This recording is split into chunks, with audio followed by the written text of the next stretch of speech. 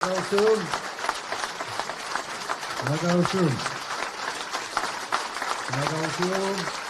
Ընտրում եմ նստեք։ Շնորհակալություն։ Շնորհակալություն։ Աննա, ես չի մտածում, թե այդքան դաժան ես։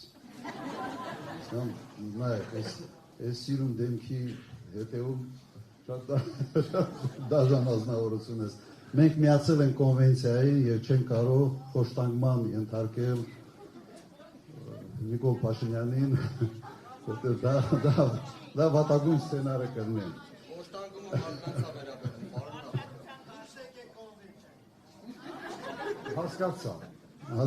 Հասկացա, չէ, հիմա դա էլ է վերաբերում, դա էլ ուրիշ կարգի խոշտանգումը, ուրիշ կարգի հոդված է։ Սիրելի ժողովուրդ, միջ այս հանդիպում մտածում էի, միգուցե սխալ ոչ ենք բռնել, մենք փորձում ենք ինչ-որ բովանդակություն բացել, ինչ-որ բան բացատրել, մտածեցի միգուցե ավելի ճիշտ է իստերիկանների մեջ մտնել, գոռալ, հայհոյել, չգիտեմ, դուք արդեն պետք է խորհուրդ տաք, թե մեր ճիշտ, այսպես դիրքավորումը ինչպիսին է պետք է լինի։ Շարժը չենք կարա, չէ՞։ Չենք կարա։ Լավ, ուրեմն փորձեմ այդ դեպքում մի քիչ նաև բովանդակային հարցերից այսօր խոսալ։ Վերջերս մտածում եմ հետևյալի մասին, որ մենք որպես ժողովուրդ իսկապես ընդունակ ենք, թե ոչ, մեր կոլեկտիվ հիշողությանը տեր կանգնել և մեր այդ կոլեկտիվ հիշողությունից դասեր քաղել։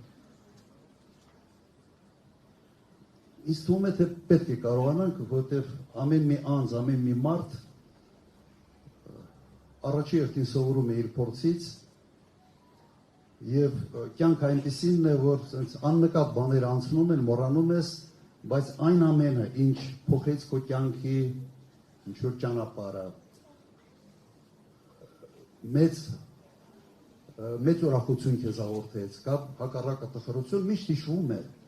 մարդը հիշում է։ Հիմա հարցը առաջանում է, իսկ ազգը, ժողովուրդը հիշում է, թե ոչ։ Մենք հիշում ենք արդյոք, թե ինչ կատարվեց ընդամենը մի քանի տարի առաջ, 21 թվականի, 20 թվականի պատերազմից հետո։ Արդյոք մենք հիշում ենք, որ կորցրել ենք Արցախը, որ տվել ենք 5000-ից ավել զոհ, 12000 վիրավոր։ Հիշում ենք, թե չենք հիշում։ Ինձ թվում է, թե հիշում ենք։